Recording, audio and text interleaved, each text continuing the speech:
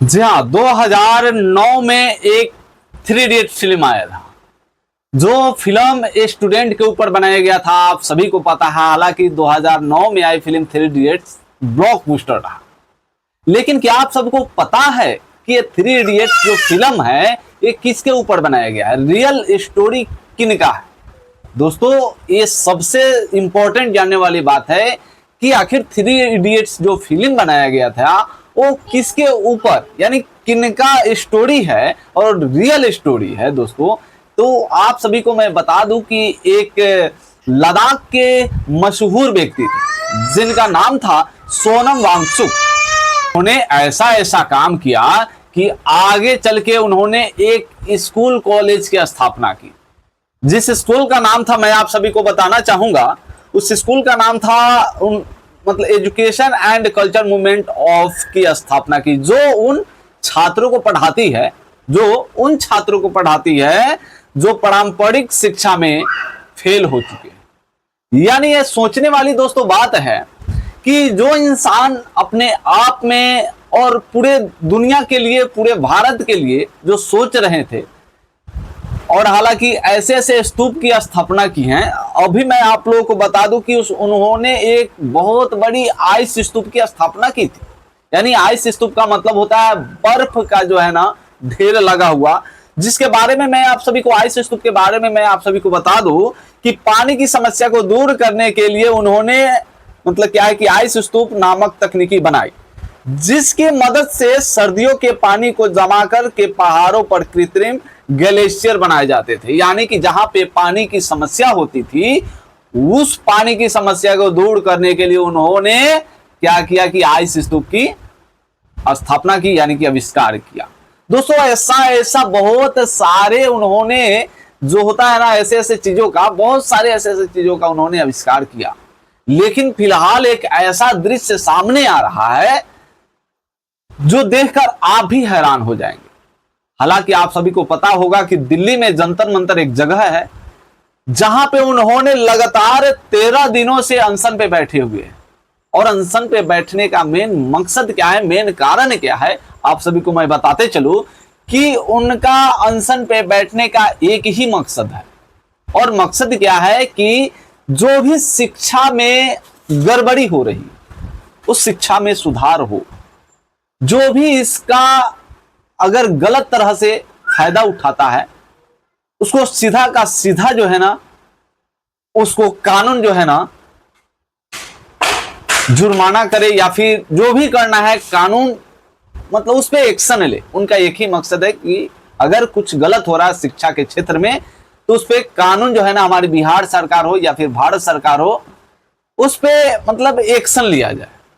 ऐसा नहीं कि उस चीज को दबाया जा सके। अभी फिलहाल में ही नीट छात्रों के जितने भी थे, लगभग 22 लाख नीट छात्रों का जीवन जो है ना बर्बाद हो गया, आप सभी को पता होगा। हालांकि जिसने पेपर लीक कराया, जिसने पेपर लीक किया, उसका कुछ नहीं हुआ। उसका क्या हुआ? उसका मामला वहीं का वहीं रफा दफा हो गया, दबाया गया। हालांकि उन छात्रों के बारे में जरा सोचिए जिन्होंने 5 साल नहीं, लगभग 10 साल नहीं, लगभग बहुत साल मेहनत करने के बाद नीट का एग्जाम दिया।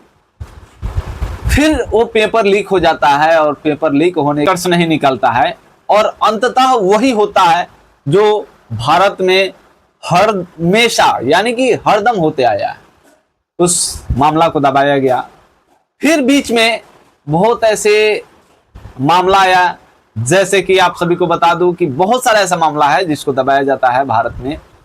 और फिलहाल अभी जो है ना, पर्यावरण को लेकर, शिक्षा को लेकर उन्होंने लगभग, सोनम वांगचुक लगभग 13 दिनों से जंतर मंतर दिल्ली में भूख हड़ताल पे, अनशन पे है। हालांकि उनकी अभी तबीयत दिन पर दिन जो है ना बिगड़ती जा रही है, लेकिन इस पे सरकार कुछ संदेश नहीं दे रहा है कि हाँ वो क्या चाहते हैं। इस पे सरकार को सोचना पड़ेगा कि हालांकि वैसे व्यक्ति जिनके ऊपर फिल्म बनाया गया हो, वैसे व्यक्ति जिन्होंने पानी की समस्या दूर किया हो, वैसे व्यक्ति जिसने पर्यावरण की सुरक्षा के लिए बहुत सारे ऐसे आविष्कार किए हो, वैसे व्यक्ति की बात अगर सरकार नहीं सुनती है तो इससे बड़ी लज्जा क्या हो सकती है? जरा आप सोचिए और सोचकर दोस्तों कमेंट कीजिएगा। अगर चैनल पे नए हैं तो कमेंट जरूर कीजिएगा कि हालांकि सोनम वांगचुक गलत है या सही है।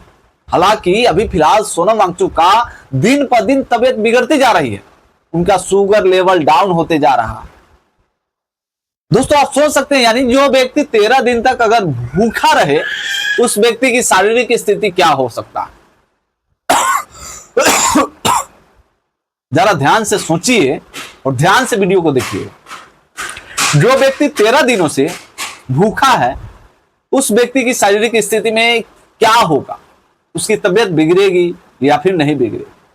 हालांकि वो क्या चाहते हैं, सरकार से बातें करना दो सब, लेकिन सरकार, अभी एक वीडियो वायरल हुआ था फिलहाल बीच में ही हमारे मोदी जी का, जो भारत के प्रधानमंत्री हैं माननीय मोदी जी, तो एक बार बात सुनिए और झालमुड़ी की चक्कर छोड़िए। झालमुड़ी बहुत हुआ। देखिए देश के बारे में थोड़ा सोचा कीजिए आप लोग, देश के बारे में नहीं सोचिएगा, राज्य के बारे में नहीं सोचिएगा, ऐसे विकास नहीं होगा। झालमुड़ी खाने से क्या विकास होगा आपकी? आपके देश की स्थिति यानी दिन पर दिन बदतर होते जा रहा है और आप बोलते हैं बेरोजगारी दूर होगा, बेरोजगारी दूर होगा। कहां से बेरोजगारी दूर होगा भाई साहब? लोग बोलते हैं, सरकार बोलती है कि मतलब हर एक मजदूर को जो है ना 750 दिहाड़ी होना चाहिए, लेकिन 300-250 होते होते बहुत मुश्किल हो जाता है और वो भी नहीं मिलता है। काम ही नहीं है, बिहार में फैक्ट्री ही नहीं है, तो कहां से दिहाड़ी मिलेगा?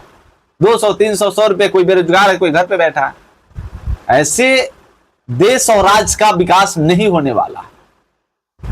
सिर्फ बिजली दे देने से, राशन दे देने से और सड़कें बना देने से अगर देश की समस्या, राज्य की समस्या और बेरोजगारी अगर दूर हो तो ऐसा हर एक देश में हो सकता है। अभी फिलहाल में जाइए तमिलनाडु में, विजय थालापति ने क्या कहा कि अभी विजय थालापति ने मोदी जी से सीधा सीधा जवाब दिया कि अगर हमारे देश में विकास नहीं होगी तो मैं अपने राज्य का टैक्स नहीं भरूंगा। अब बताइए भाई, किसी भी अगर राज्य का विकास नहीं होगा तो वो अपने राज्य का टैक्स आपके सरकार को क्यों देगी, कोई भी हो। इसीलिए आप सभी से विनम्र निवेदन है कि कृपया करके बेरोजगारी को दूर कीजिए। बिहार में हर एक राज्यों में, हर एक जिलों में 1-2 फैक्ट्रियां, बड़े बड़े फैक्ट्रियां बैठवाइए ताकि बेरोजगारी दूर हो। और जो कि आप सभी को पता है और मैंने पिछली बार भी बताया था, मतलब थोड़ा सा पीछे, कि सोनम वांगचुक, तो उनके बारे में आप लोग क्या सोचते हैं एक बार जरूर कमेंट कीजिएगा। हालांकि मैं आप सभी को बता दूं कि पुरस्कार की मामला में सोनम वांगचुक की अगर बात की जाए तो शिक्षा और पर्यावरण के क्षेत्र में उनके शानदार योगदान के लिए उन्हें 2018 में प्रतिष्ठित रमन मैग्सेस पुरस्कार से सम्मानित किया गया। दोस्तों ये बहुत बड़ी बात है, राष्ट्रीय पुरस्कार मिलना। आप लोग नहीं जानते हैं तो जान लीजिए, सोनम वांगचुक एक ऐसे व्यक्ति हैं जिन्होंने देश और राज्य के हित के लिए, पूरे देश के हित के लिए बहुत ऐसे ऐसे बड़े बड़े काम किए हैं जो कि काबिलियत तारीफ है। लेकिन हालांकि सोनम वांगचुक 13 दिन से अभी दिल्ली के जंतर मंतर में अनशन पे बैठे हैं। उनकी बातें, वे सरकार से 1-2 शब्द पूछना चाहते हैं, हालांकि सरकार अभी तक क्यों नहीं सुनवाई कर रही, इसके पीछे का रीजन क्या है आप लोग जरूर कमेंट कीजिए। हालांकि आप लोग सोनम वांगचुक के बारे में क्या सोचते हैं एक बार कमेंट बॉक्स में कमेंट जरूर करें। फिलहाल आप लोग देख रहे थे वे टू फास्ट न्यूज। जय हिंद, जय भारत।